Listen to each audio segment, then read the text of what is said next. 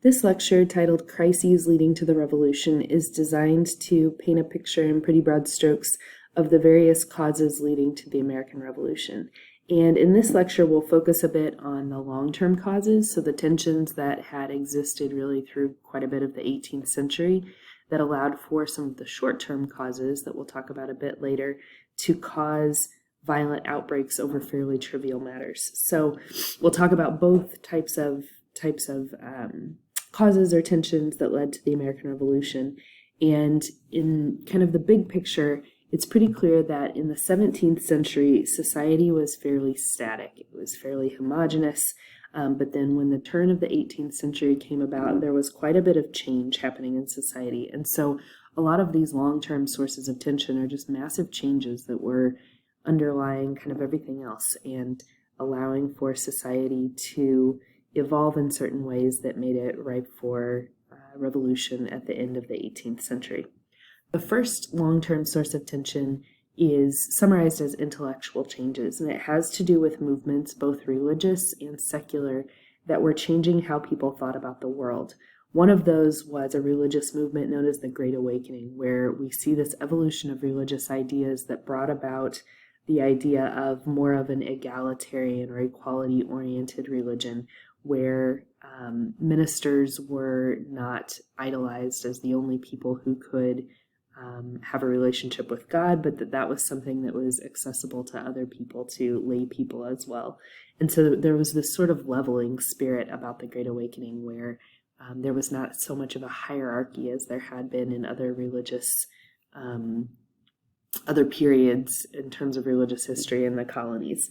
And you can go really deep into this, but the Great Awakening involved a lot of itinerant ministers who would travel around from place to place and bring about a common message throughout the colonies. And so this Great Awakening is interesting because on one level, it brings about this understanding that religion is something that should be available to everyone and that a relationship with God should be available to everyone. But it also brings about a common experience for colonists that had not existed before. When you think about the 18th century, there weren't television shows or radio programs or anything that everyone in what would become a country here shortly had access to or was available to everyone. But these ministers would travel throughout the colonies and provide a common experience and a common message. And so this brings about a really interesting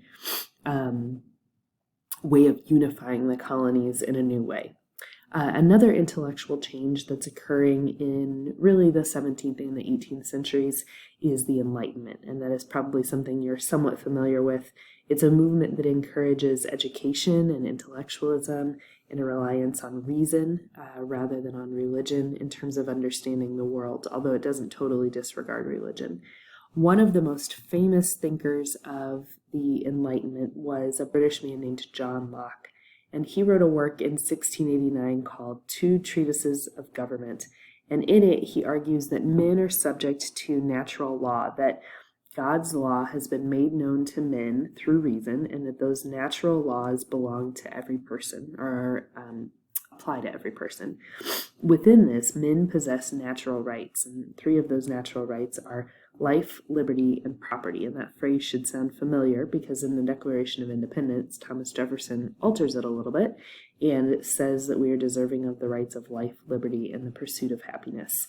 But this was something that John Locke wrote about, and in it he talks about the right to revolution, where he says that a ruler who fails to respect and protect these rights in his people is deserving of overthrow. And so John Locke theorizes about something that several Enlightenment philosophers talked about, but he's really attached to it most strongly, and that is the social contract, which is the understanding that the government has an obligation to respect and protect the rights of the people, and the people have a right to obey the government. But when the government fails to respect or protect the rights of the people have an obligation and a right to overthrow that government. And the entire American Revolution is really rooted in this philosophical understanding of government, which is pretty important. So we'll come back to this on occasion, but this Enlightenment movement is really important in contributing to the American Revolution as well. But these are just massive intellectual changes that are going to then bring about revolution in the long run.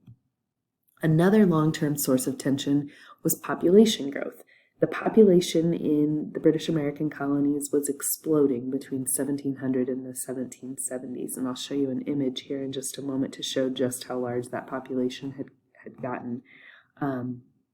You can see here the total population starting as early as 1660 and then on through 1780. But essentially, by the time the Revolution came about within the century, so between 1700 and the 1770s, the population went from about 250,000 to just over 2 million people. And so that population has surged. Down below, you can see at the time of the American Revolution where the population density was greatest, and obviously that is along the coasts, and particularly in New England and kind of those middle Atlantic colonies on those coasts.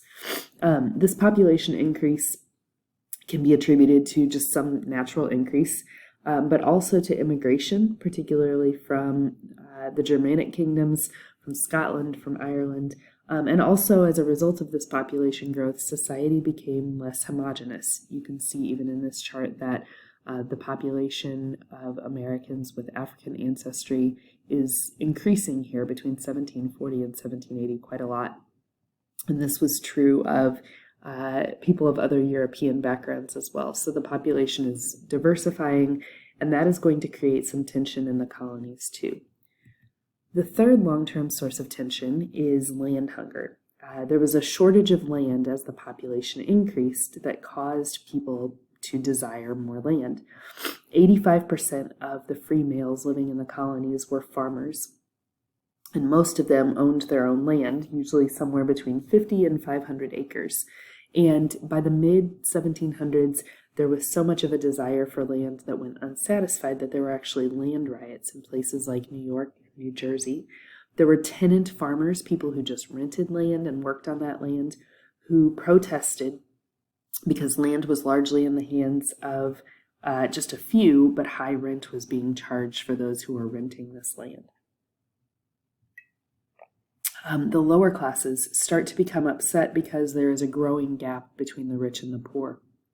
And so this is very much an internal tension. It's nothing that has anything to do with Britain, but it definitely proves that this is a society that has tensions underlying everything that's going on that are going to cause it to erupt in revolution. The fourth tension is westward expansion and militarization of society. In the 85 years before the Revolution, 35 years were spent in war between England and France. And so this was a society where many men had participated in war. All men had guns. It was not uncommon for people to have had an experience where they were involved in armed conflict. And so people were psychologically prepared for violence. It was in their mindset. This was not going to be a separation from Britain that was bloodless or without violent interaction. Most of the wars that happened in those 85 years prior to the Revolution were the product of a period where English diplomacy was shifting. There was a war with France between 1689 and 1697 called King William's War. Queen Anne's War, or the War of Spanish Succession, was fought between 1702 and 1713. King George's War, or the War of Austrian Succession, was fought between 1740 and 1748.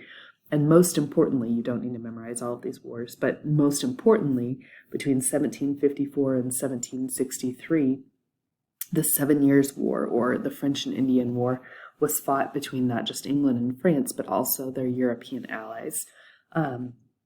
That war is going to cause even greater militarization of the colonies because after the French and Indian War, Britain will deploy or essentially leave 10,000 peacetime soldiers in the colonies as a sign of control.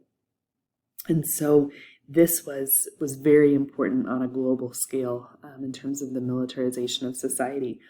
But we also see internal tensions that have very little to do with England in this period as well that are going to lead to militarization with westward expansion. In Pennsylvania, the Western Pennsylvania Scots-Irish become angry with the Pennsylvania Assembly, and a group called the Paxton Boys are going to raid Western Indians. It's a story very similar to Bacon's Rebellion.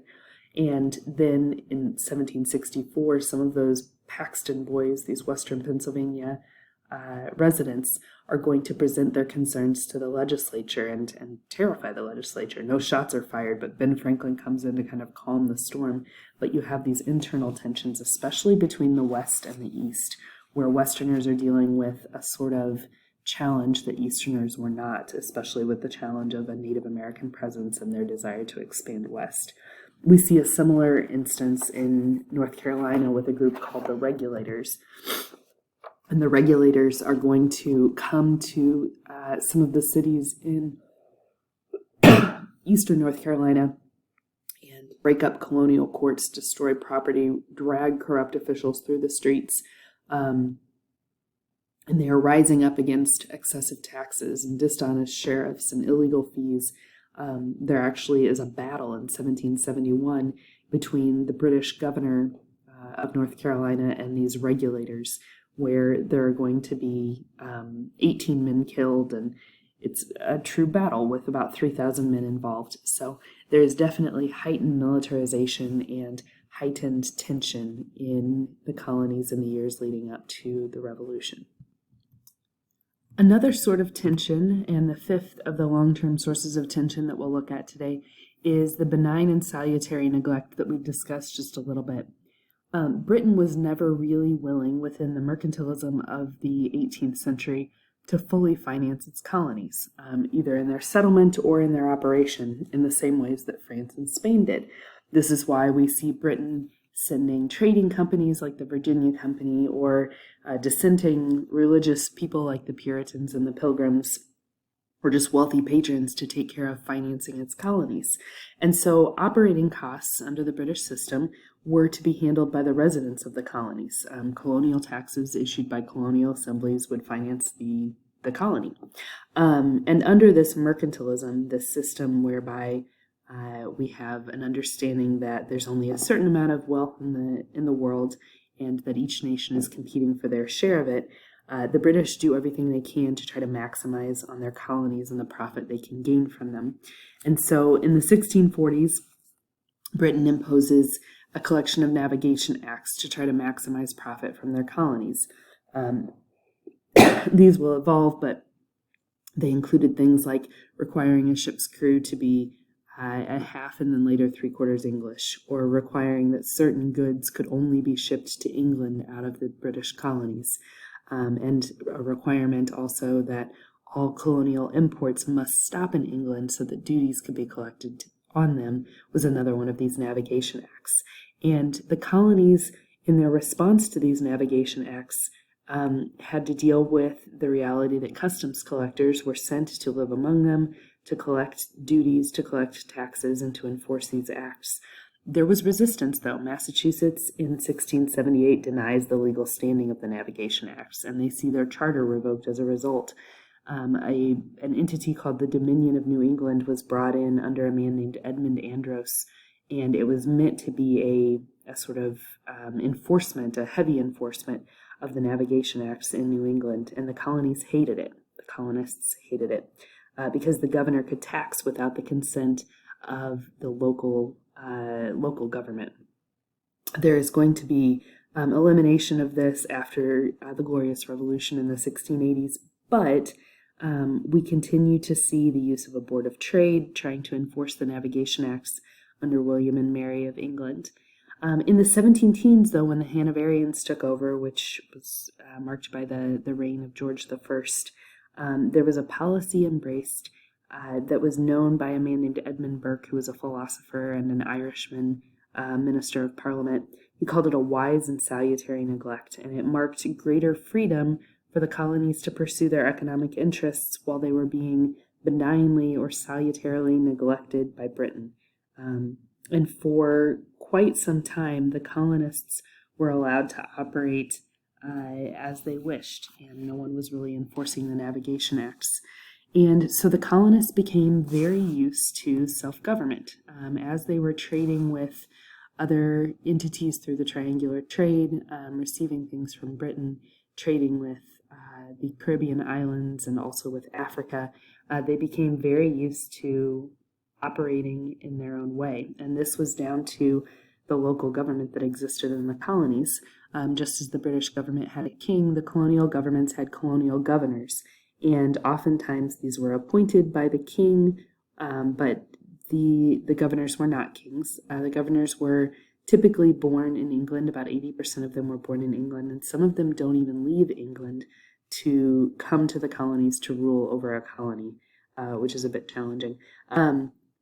In general, governors had a difficult time forming a good relationship with the colonial assemblies, and we'll talk more about what those are. The term of the colonial governor was typically about 5 years, but a colonial governor could be recalled at any time, like we saw with William Berkeley after Bacon's Rebellion. Beneath the colonial governor was a council that served the governor, and these were people who were generally appointed either by the governor or by the king to be a sort of advisory council to the governor. And you could most easily compare these to the House of Lords in the British government, where there is a body of aristocrats who serve as a portion of Parliament. Beneath that, though, there was a colonial assembly, and it was kind of the equivalent of the House of Commons. Common people could be a part of it, and there was no clear definition of what they should do, but it was generally accepted that they had the power to tax, but also the power to authorize how to spend public money. They had what we call the power of the purse. And they also had the power to initiate legislation, and maybe most importantly, they had the power to pay the colonial governor or not. And so oftentimes they were able to keep a relationship with the colonial governor in a positive place, at least serving the colonies, because they could withhold the governor's pay if he didn't obey the will of the assembly. So this is where the colonial government rests under the period of salutary or benign neglect. And so the colonies establish an economy and a government that is based on independent ability to function in the early 1700s. A large part of it involves smuggling through illegal trade with the British West Indies and the Caribbean islands, especially those belonging to rival nations. John Hancock, a name you may be familiar with, was a master smuggler, and he was Boston's richest merchant as a result of that. The taxes are going to be pushed off to farmers and to the middle class and away from the wealthier members of the assembly who controlled tax law, because though the House of Commons sounds like a common person could belong to it, it really truly was the wealthiest of individuals who were a part of the House of Commons and the colonial assembly at that time. So under this period of benign or salutary neglect, the colonists get very used to doing things as they wish, especially the colonial assemblies. However, that period of salutary neglect will end, and that's what will eventually bring about revolution. Before we wrap up, we need to take a look at the French and Indian War. It's one of those wars that we discussed just briefly a few moments ago, and you've now read quite a bit about it. But the French and Indian War, the 7 Years' War, was a war that occurred for 9 years, actually arguably 12 years in America and 7 years in Europe. But it's fairly important in terms of how we go from all of these tensions to a period of short-term and severe reaction to, again, some events that are fairly minor on their own terms. The causes for the French and Indian War involve some contested land in the Ohio River Valley. If you look at this map, this area with the blue and red stripes includes some land in what is now western Pennsylvania and eastern Ohio and West Virginia that was contested land. The British and the French disagreed about whose right it was to claim that land, and some North American Native Americans also believed that this was their land, so this adds another group to the picture. The French, who lived largely in this blue area, developed a pretty good relationship with the Native Americans, and when English colonists moved west, oftentimes this arrangement was challenged in some way.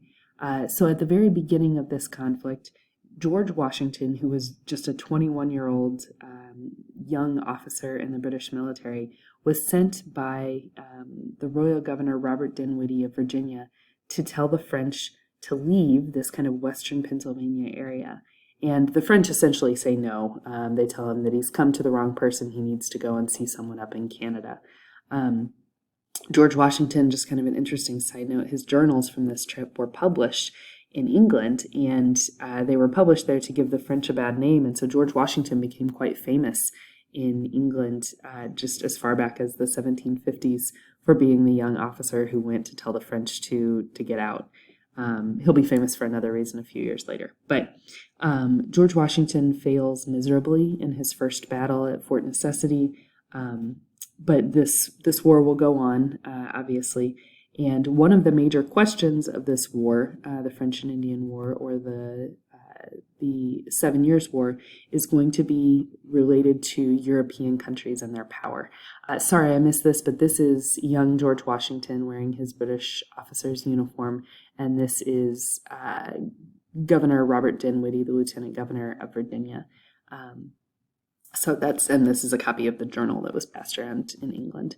This map, though, shows you, these are actually two maps from before and after the war, but they show you the European control that existed prior to the war's beginning. This land that is in kind of this goldish color is French land, and obviously you can see it stretches up into Canada and as far west as, the modern, almost Rocky Mountains. Notice that the Spanish have control over all of this southern land, including Florida and many of the Caribbean islands, and the English claims are actually quite small prior to the French and Indian War, the 7 Years' War. The question was, who is going to have the most power in North America? Would it be England or France or Spain? And so this remains one of the big questions, or perhaps even causes, of the French and Indian War. The second bullet here is the practices of war.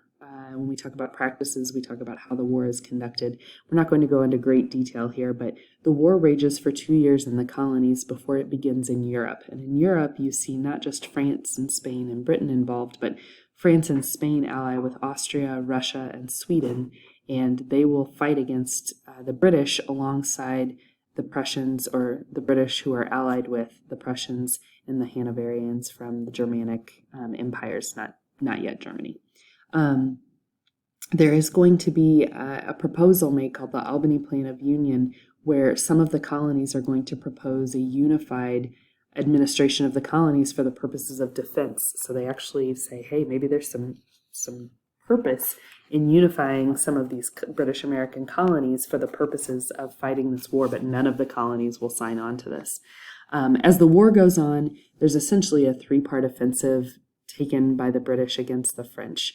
The British will fight over here in western Pennsylvania, and again, this is kind of disputed area at this time. They will fight up here near Fort Niagara, which is where today's Niagara Falls is. Well, it was there then too, but we talk about this as being Niagara Falls. And then they also fight up here on Lake Champlain, which is a huge lake up in kind of on the border of Canada and the United States today. As far as the war was concerned, the French were really well prepared to fight. In fact, they were a stronger land power. But the British are going to turn a corner when William Pitt, a British official, decides to devote basically limitless financial resources to the war. And in doing so, he doubles the national debt, which is really important when we talk about the effects of this war. This is a flag you've probably seen before. It was designed by Benjamin Franklin, and it was meant to unify the effort of the colonies against the French and the Native Americans as they fought in this war. And it shows some of the different pieces of the colonies. Not each of the colonies is represented here. Some are represented in groups. But it is originally a flag that was used and flown during the French and Indian War to promote unity there. As far as effects of the war, the French and Indian War, the 7 Years' War, by the end of the war, all of France's land east of the Mississippi is going to go to England. So a huge chunk of that disputed land will become English. All of France's land west of the Mississippi will go to Spain. And that was kind of compensation for Spanish Florida being lost to England, despite the fact that the Spanish had been aiding the French all through this war. As far as other results, there is a huge debt incurred by the British as a result of this war too. And that ends up being pretty vital because after the war ends, There's a movement in Britain and a British mindset that embraces the thought that the colonists should foot the bill for this enormously expensive war because it was a war fought, at least in the colonies, for their defense, even though there were other pieces to the Great War, the French and Indian War.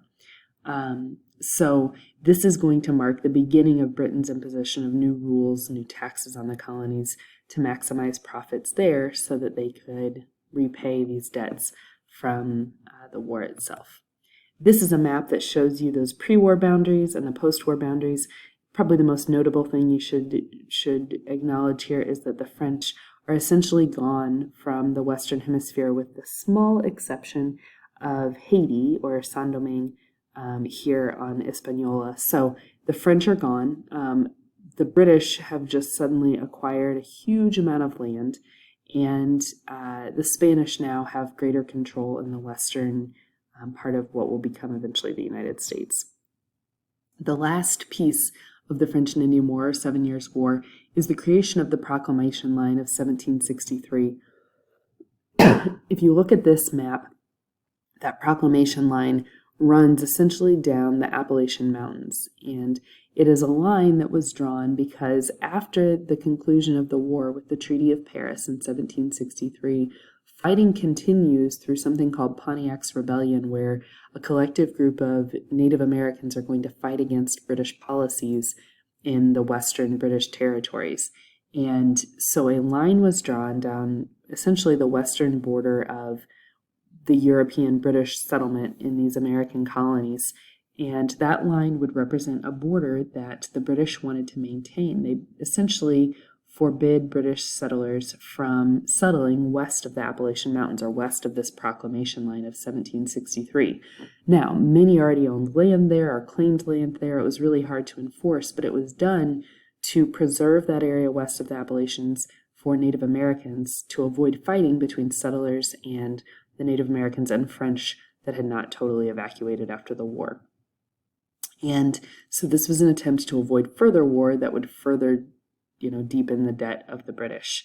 After the war, also, the Proclamation of 1763 is going to create 4 new areas. The province of Quebec up here as kind of a unique colony, as well as Florida here, East Florida, which is, we're going to see kind of some division there within Florida, West Florida being the Panhandle, East being the main part of Florida here, and then Grenada and the Caribbean islands. And these new areas had the same rights as native-born Englishmen. This was part of the proclamation, and the colonists had really kind of been fighting for this for years, so that's going to contribute to their frustrations as well. To wrap this up, the last piece of things that will take us into our study of the actual beginnings of the revolution is titled The Empire Strikes Back. Essentially, after this war, again, Britain is in incredible debt, and they had several plans in place to try to make mercantilism work for them. One of those was to enforce the Navigation Acts and to really put teeth to those to make sure that the colonies were providing maximum profit to Britain. Another piece of the plan was to add new officials to make the system more efficient. So this is tax and duty collectors who would go to live in the colonies to collect taxes. And finally, the last piece of the plan was to add taxes to the colonies to help to pay their bills. And so we're going to see this happen pretty quickly after the conclusion of the French and Indian War in 1763. As far as actions, I'm just going to summarize here because you're going to be reading quite a bit of this in Tyndall and Shee. But as far as actions taken by the British, a tightening of the Navigation Acts was the first thing they did. There was a crackdown on illegal manufacturing and illegal trade, and there are going to be attempts to enforce acts and laws and taxes that had not been enforced for many, many years. And one of those is the 1764 Sugar Act, which was actually not a new tax. In fact, it was a reduction of an old tax, but it was a tax that had never been enforced. And so the sugar tax that had been on the books was 6 pence per gallon. It would be, with this 1764 Sugar Act, it would be reduced to 3 pence per gallon, so it was a reduction, but the British planned to finally enforce it and to prosecute smugglers. And so the British did this in numerous ways. They enforced taxes on things like wine and coffee and pimento and calico and lumber and iron. in an effort to make money. And they enforced a plan pretty early on through the Prime Minister, Lord George Grenville, to try violations of these trade laws in a new court up in Canada, not by the colonial courts where people would be tried by their peers. So events like this continue. There will be revenue acts of various kinds, currency acts, quartering acts, stamp acts, and the colonies are going to react, so part C here, with a fair amount of frustration, with anger. And a large part of that had to do with the fact that they felt that these taxes and these acts were being imposed on the colonies by Parliament, which was meant to be the representative body for the British populace. However, the colonists had become, again, very accustomed to being ruled by their local assemblies, which they chose. Parliament was not in any way actually representing the colonists. They didn't get to vote for members of Parliament, and so they felt that actual representation was not something that they had, thus the no taxation without representation mantra. The British struggled to understand this, though, because within Britain, there was an understanding that representation was not actual. It didn't mean that you actually got to choose the person sitting in the representative body. It was rather something that was considered to be virtual. The existence of Parliament meant that the British population was represented. And in Britain, that was an understanding that existed because so few people actually voted that it was acceptable.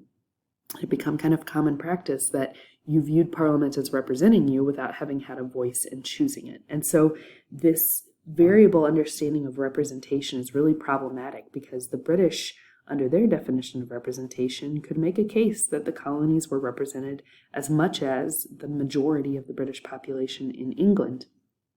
But the colonists, who were used to a different form of representation, insist that virtual representation is not representation at all.